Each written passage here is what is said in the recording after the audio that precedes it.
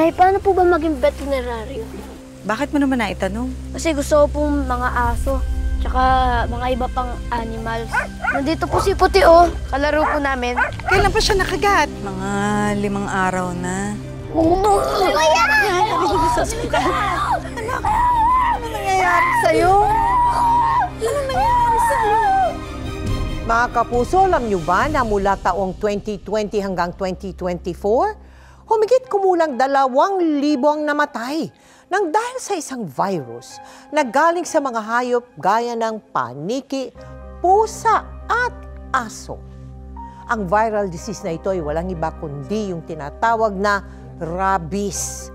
Nakukuha raw ito sa saliva o laway ng mga infected animals at naipapasa nila ito sa pamagitan ng pagkagat na nagdudulot ng kahit kaunting gasgas o galos lang sa biktima nito.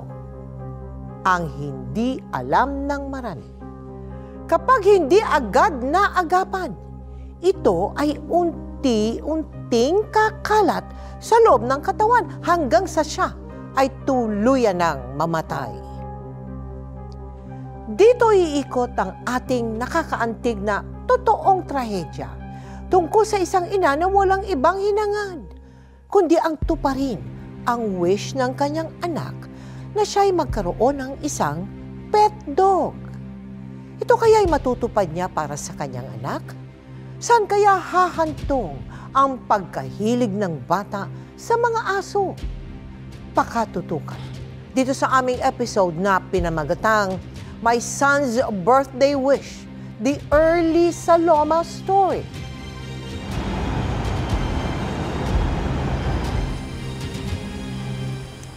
Aalagaan kitang mabuti.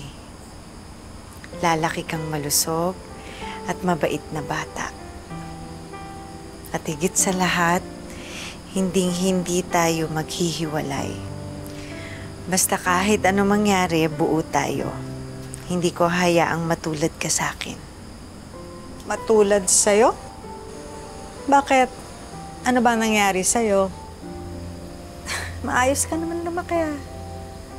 At kahit hiwalay kami ng tatay niyo, pinag-aral niya kayo. Pero sinayang mo, nagpabuntis ka kaagad. Wala naman po ako masamang ibig sabihin sa sinabi ko eh. Hindi ko lang po talaga maiwasang malungkot minsan.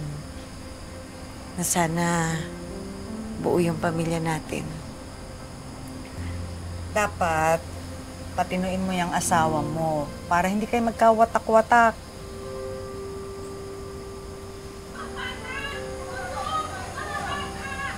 Sunog! Ano nangyayari? Bata! Dodong! Dong! Ano nangyayari? Asan ang sunog? Ang bilis kumalat ng apoy! Umalis na kayo! Halika na, Ernie. Apoy! Sunog!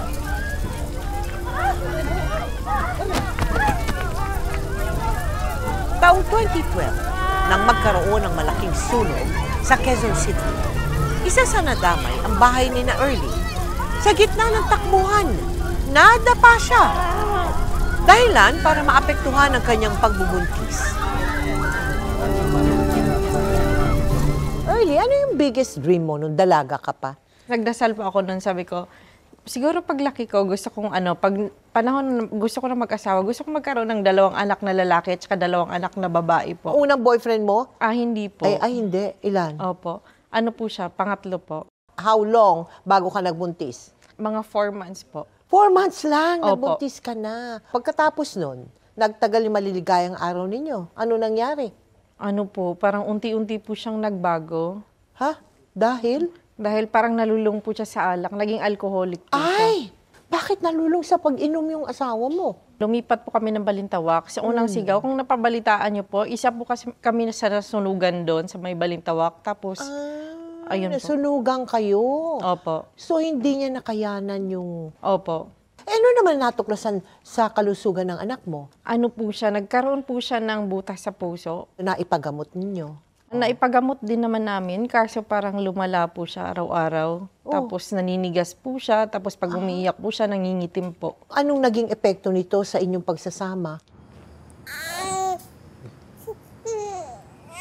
MJ, tahan na. Tahan na, anak.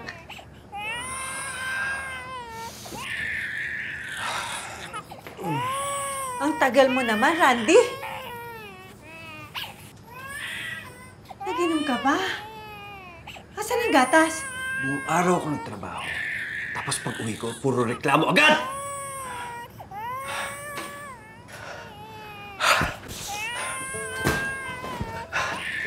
Bakit? May binigay na akong pera, di ba? Binahid ko na sa upa ng bahay. Ayaw mo na nakakarinig sa nanay, di ba? At sa mga kapatid ko? At saka may sakit ang anak mo. Kailangan ng gamot, ng gatas. Pero uwi ka, lasing. Ano pinuproblema mo yung paglalasing ko? Ha? Simula nang nasunugan tayo, simula nang pinanak mo yan, puro problema na yung pinuputak ng bibig mo! Nasasaktan ako. Randy, ano ba? Shit! Shit!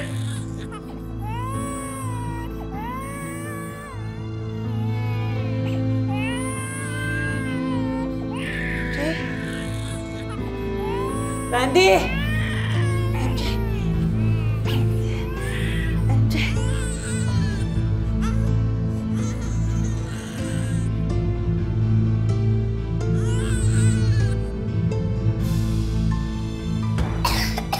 Ito na. Bunso Santi.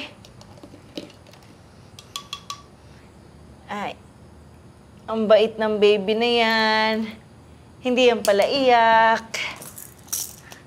Wala yang imik. Oh. Kuya MJ.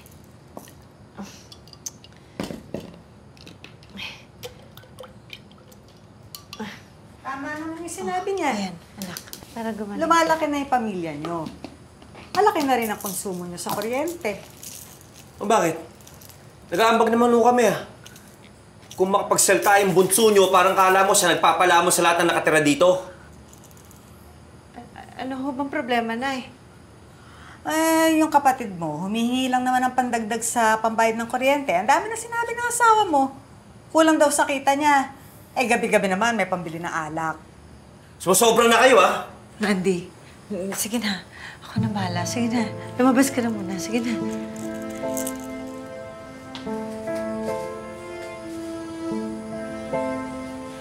Nay, pasensya na ho kayo, ha?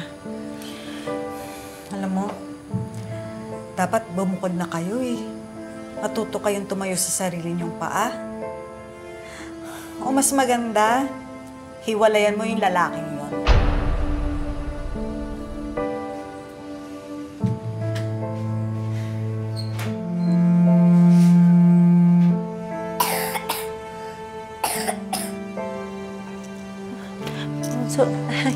Bunso Santi. Sa kabila ng gulo sa kanilang tahanan, nanatiling matatag si Early. Mas pinili niyang magpakatibay, alang-alang sa kanyang mga anak na sina MJ at Santi. Araw-araw, binibilang ng pastol ang kanyang mga tupa.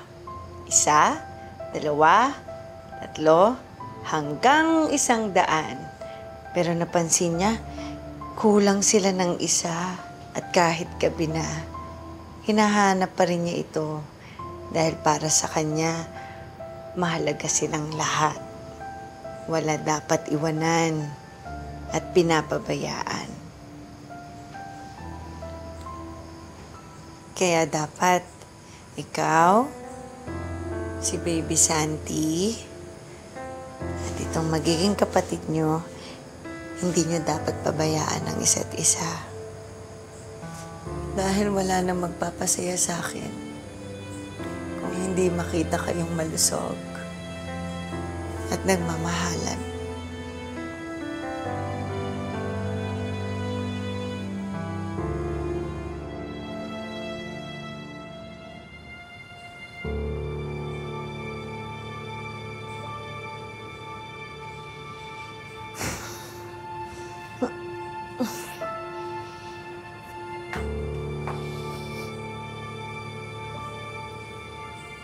MJ?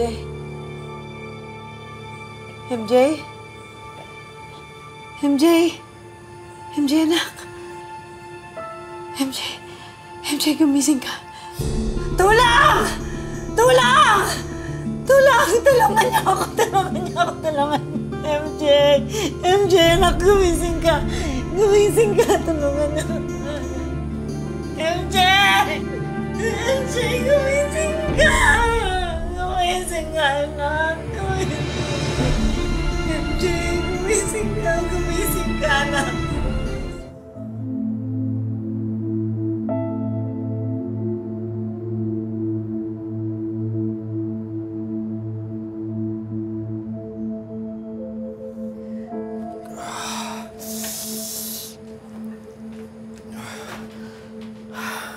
Kakalibing lang ng anak mo, alak agad ang inatupag mo. Bakit? Kung hindi ba ako magiinom? Babalik pa siya? Ikaw ang nag-alaga sa kanya araw-araw. Kung inayos mo, hindi siya mamamatay! Ang kapal na mukha mong manise! Bakit? Akala mo ba tatay ka na dahil nagbibigay ka ng pera? Ikaw ang hindi nagpakaayos dito! Pinaniwala mo ko na pareho tayo ng pangarap na magkakaroon ng buo at maayos na pamilya. Pero ginawa mong impyerno yung buhay namin.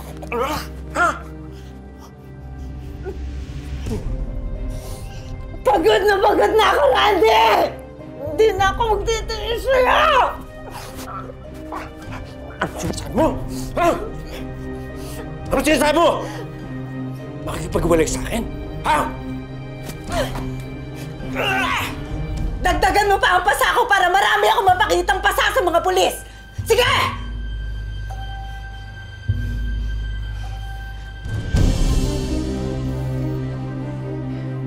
Kung kaya mong isisi sa akin pagkamatay ni MJ, ituring mo na rin kaming patay. Simula ngayon, wala ka ng pamilya. Ellie!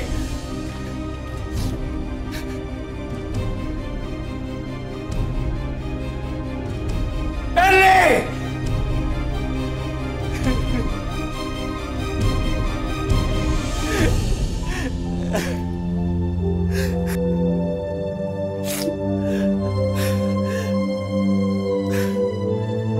May panganay ka, namatay, kinuha Opo. sa'yo, di wala na ulit. Nag-anak ka ng... Kay Santi at kay Sisi. Ano naman ang nangyari noong pandemya? Nung start ng pandemya po, umuwi po kami sa Zamboanga. Bakit? Kasi nga po, nawalan din po kami ng trabaho, ganun po. Tapos nahihirapan na po kami magbayad ng bahay.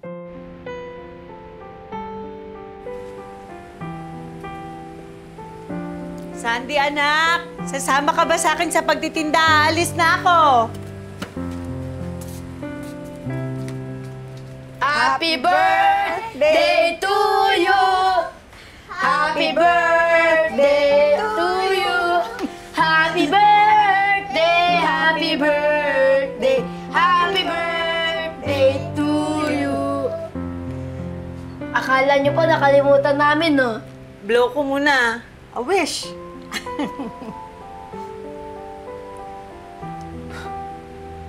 Ako nga nakalimot eh. Saan niyo nakuha yung pambili nito? Wala tayong pera, di ba? Pinag-ipunan niya ni Santi. Sabi po kasi ni Lola, lagi po kayo naghahanda tuwing birthday niyo ng bata kayo. Pero ngayon po, hindi na po kayo nakakapaghanda. Kaya gusto ko pong i-celebrate. Dahil mahal na mahal ka namin, Nay.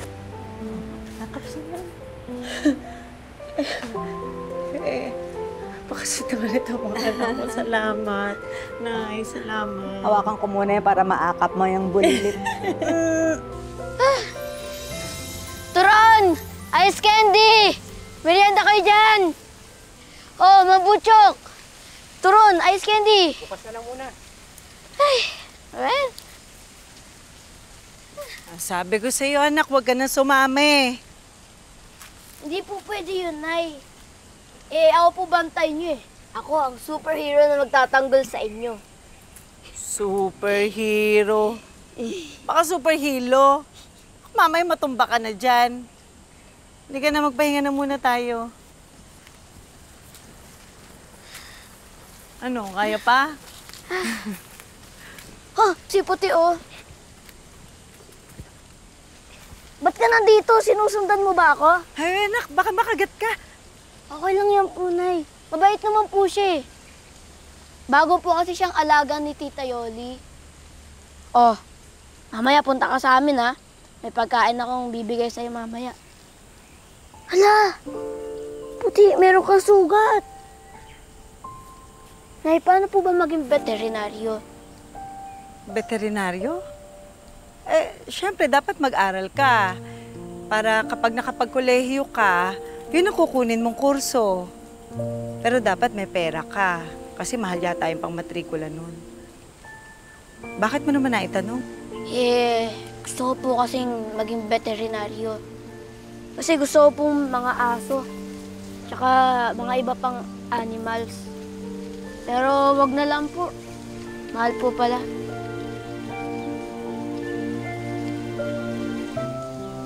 Alam ni Early na hindi siya pwedeng umasa habang buhay sa pagtitinda ng turon at ice candy. Kailangan niyang gumawa ng paraan. Kahit ibig sabihin nito'y iwan muna ang mga anak sa Zamboanga para makapaghanap buhay siya sa Maynila. Sundin niyo lagi si Lola, ha? Ikaw ang panganay. Alam kong kaya mong alagaan si Stella. Ma, di ba sabi niyo, dapat lagi lang tayo sama-sama. Ba't kayo aalis? Kailangan, anak, eh. Para matupad niyo yung mga pangarap niyo. Para mabigyan ko kayo ng maayos na buhay. Sorry.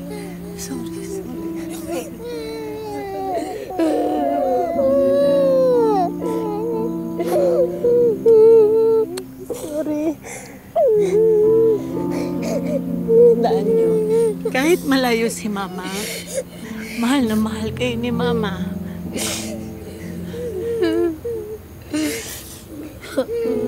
Ma, ikaw nang bahala sa kanila. Ha?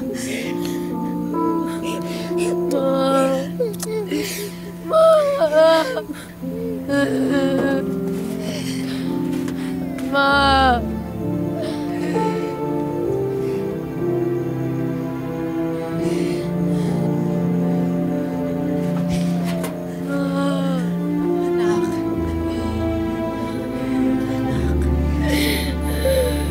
Kaya mo yan.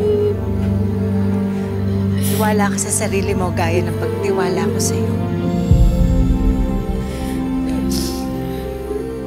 Alagaan mong mabuti yung kapatid mo. Ha? Ay, huwag ka nang umalis. Ma! Mama! Mama! Ma! Ma! Ma! Ma!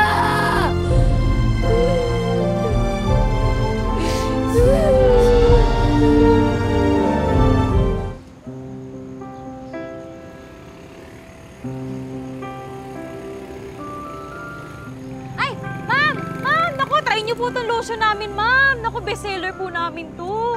Uso to ngayon, ma'am. Ma'am, try niyo na. Hindi to malagkit sa balat. Hindi, ma'am, hindi to malakit sa balat, ma'am. Ma'am, try niyo lang, ma'am. Ma'am! Ay, Diyos ko naman. Nakakaloka naman, Early.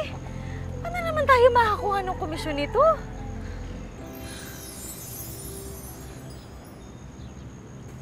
Uy, Early, okay ka lang ba? Namimiss ko lang siguro yung mga anak ko. Simula kasi nung umalis ako doon, hindi ko na nakausap yung mga yun eh. Wala naman akong pera pambili ng cellphone para mapadala sa kanila. Yung sa akin naman, pasira na. Naku, naku-homesick ka? Tiisin mo yan. Kesa naman umakyat baba ka ulit ng bundok, ang gusto mo magtinda ulit ng turon.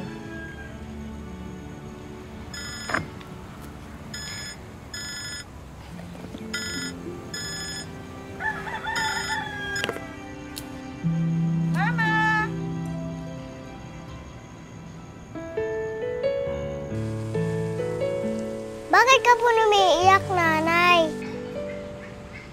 Na-miss ko lang kayo. Kamusta kayo dyan? Kaninong cellphone to gamit nyo? Kay Lola po to. Binili niya po sa kapitbahay para lang po makita namin kayo. O, mag-hi ka, Lola. Hi! Nay, salamat. Ngayon, nandito po si Puti o kalaro namin. Apir. Alam niya. Ma. Malapit na po birthday ko, ma. Pwede pong aso na rin po ang iregalo niyo sa akin. Naku, early. Wala nang ibang bukang bibigyan kundi aso. Sige na po, Nay. Birthday ko naman po eh. Naging mabait ka naman, kuya, di ba? Sige na nga. Talaga po, Nay! Kahit mahirap, pilit pinag-ipunan ni Early ang birthday wish ni Santi na magkaroon ng isang pet na aso. Ayaw niyang mabigo ang anak sa parating na kaarawan nito. Mama, ano bang birthday cake ibibigay mo sa akin? Gusto kong malaman kung ano yung design. Kasi tapos na po ako sa Spider, tapos na ako sa Superman, yung ganun po. Tapos sabi din niya, gusto niya ng aso. Tapos ayun nga po, pinag-iipunan ko kasi gusto ko mabigyan siya ng aso na may lahi. Gusto mo yung may breed, Opo. mamahaling aso. Opo. Stella, hindi ka dapat nakikipag-away. Di ba sabi ni nanay mali yun? Sila naman nauna, kuya eh. Oo nga, pero hindi ka dapat gumanti. Dahil sinabi mo na sa teacher mo, kaya sa akin.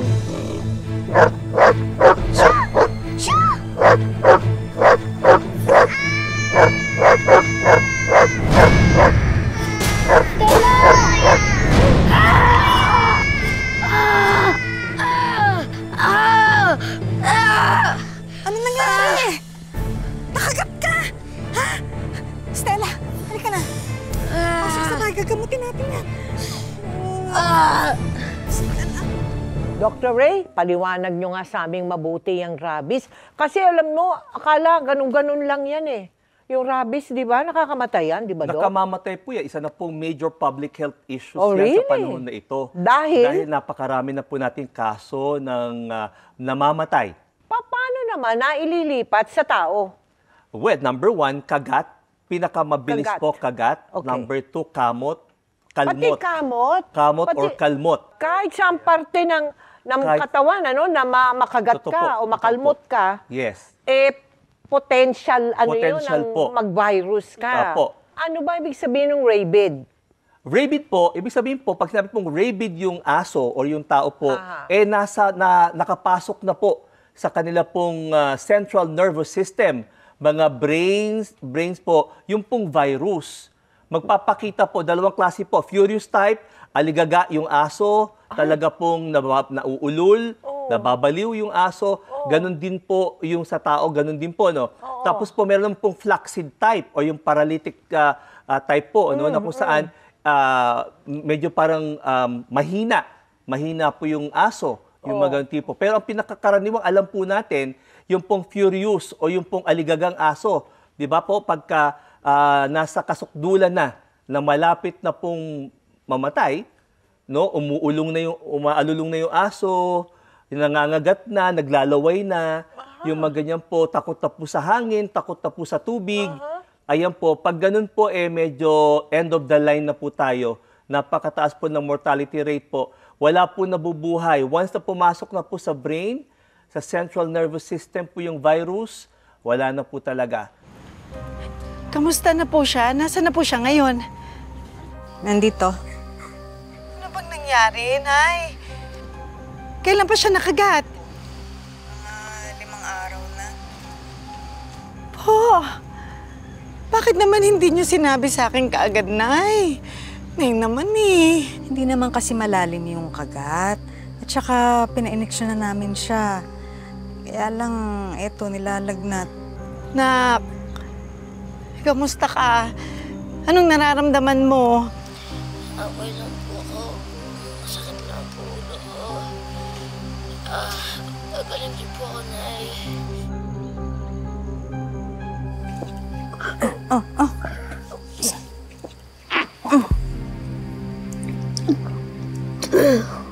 Bakit ganyan ang suka niya, Nay? Parang malapot ang laway. Hindi ko alam. Nang mga sandaling iyon, malakas na ang kutob ni Early na maaaring infected na ng rabies si Santi.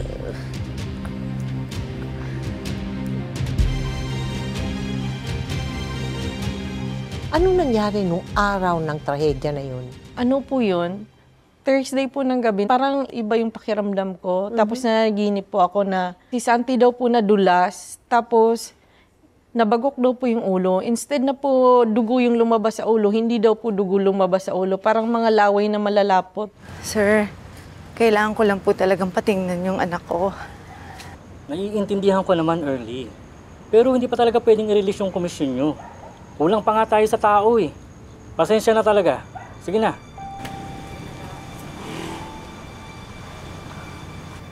Early, ano? Wala? Samantala sa pagdaan ng mga araw at linggo, nagpatuloy ang paglabas at paglala ng iba pang mga sintomas ng rabies sa katawan ni Santi. Yan.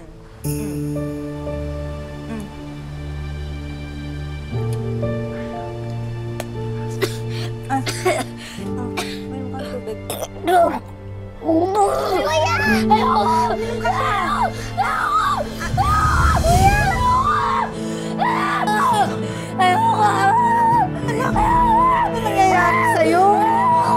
Ano nangyayari sa'yo?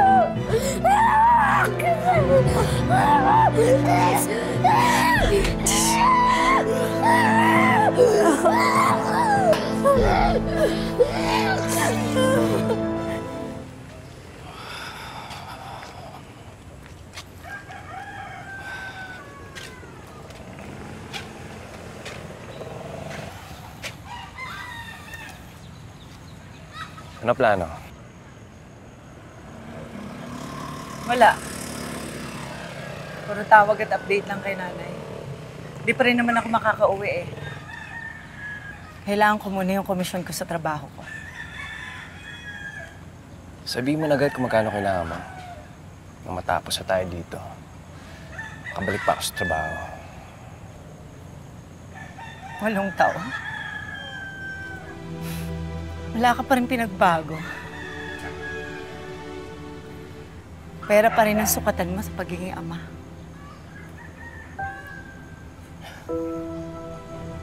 Maglolokohan pa ba tayo? Alam ko naman na yun lang yung pinunta mo dito eh. Salamat ka nga, magbibigay pa ako sa'yo. Kasalanan mo naman lahat to, di ba? Hindi mo binantayan at inalagaan na mabuti si Santi. Nagpakalayo-layo ka bilang ina. Walang ina na ninais na malayo sa kanyang anak. Madalas, ginagawa nila yon dahil walang kwenta ang ama ng anak nila. Hindi ka naging kawalan sa amin. Kasi nandun si Santi. Para sa akin, mas naging padre de pamilya siya kesa sa'yo. Lapit na po birthday ko. Pwede po bang aso na lang po yung regalo niyo sa akin? Naku, Early! Wala nang ibang bukang bibigyan kundi aso. Sige na po, Nay. Birthday ko naman po eh. Sinarili ni Early ang lahat ng sakit at pag-aalala para sa anak nilang si Santi. Araw-gabi ang kanyang pagdarasal na sana gumaling na ito mula sa kagat ng asong iyon. Nak, tama na, Nay. Nay, dali niyo na sa ospital. Dali niyo na sa ospital. Gusto naman namin.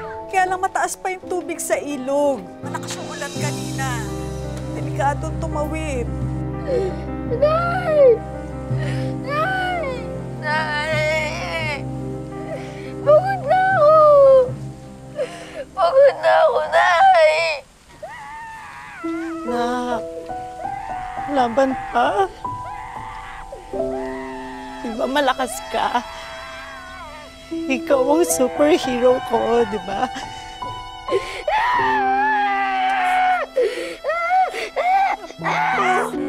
Magbe-birthday ka pa. Hindi ko nakakalimutan yung birthday wish mo. Magkakaroon ka pa ng sariling dog na aalagaan. Diba? Hintayin mo, Mama.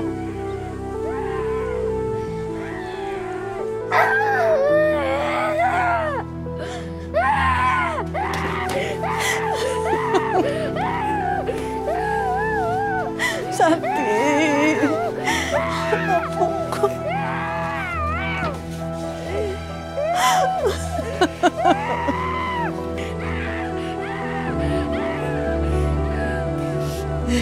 Anak, lumaban ka. Laban pa.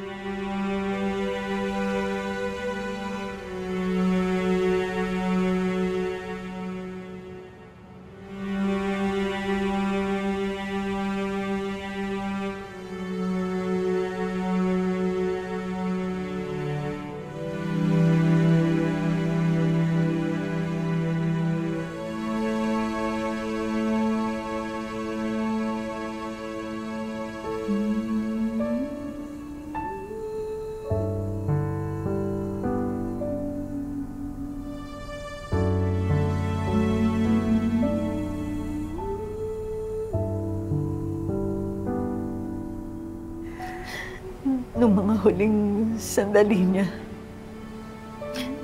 wala nang ibang binabanggit si Sante kundi, Nay,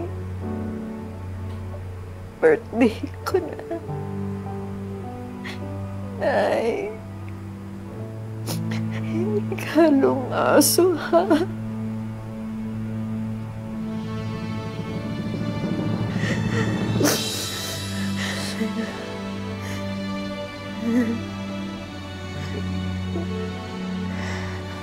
Sorry, anak. Wala ako sa dab mo nung mga huling araw mo. Sorry, anak. Kailangan ko lumayo para buhayin kayo. Sorry. Sorry, anak. Hindi ko natupad yung birthday wish mo. Sorry. Sorry. Sorry. Diyos ko, bakit kailangan kunin mo yung anak ko?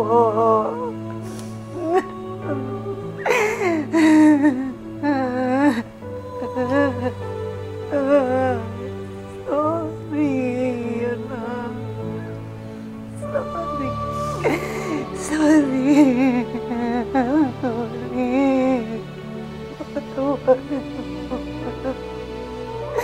Sorry.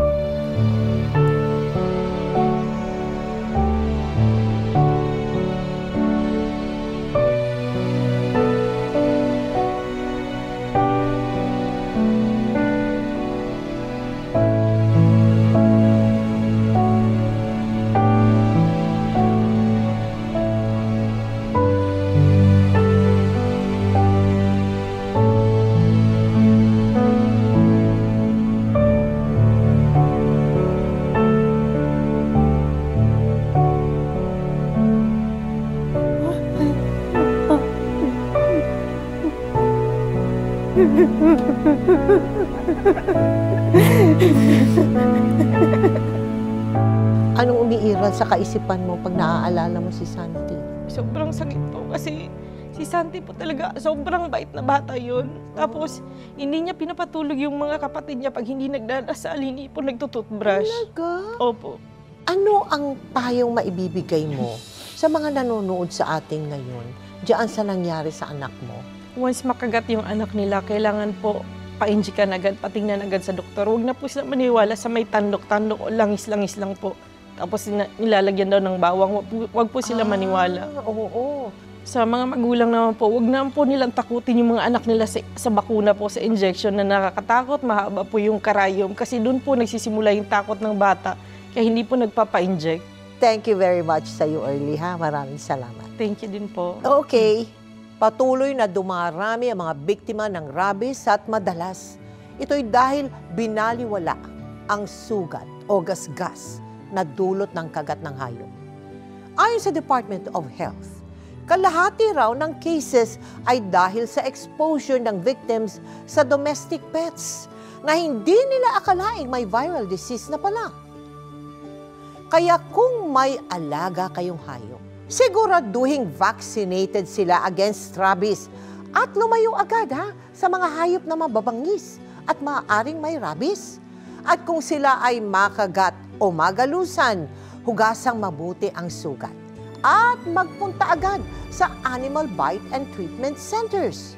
Maging babala sana ito sa ating mga magulang at pati na rin sa mga kabataan. Tayo'y laging mag-ingat at pahalagahan ang ating kalusugan nang hindi makaranas ng anumang sakit at trahedya ang ating pamilya. Ngayon, bukas at magpakailanman.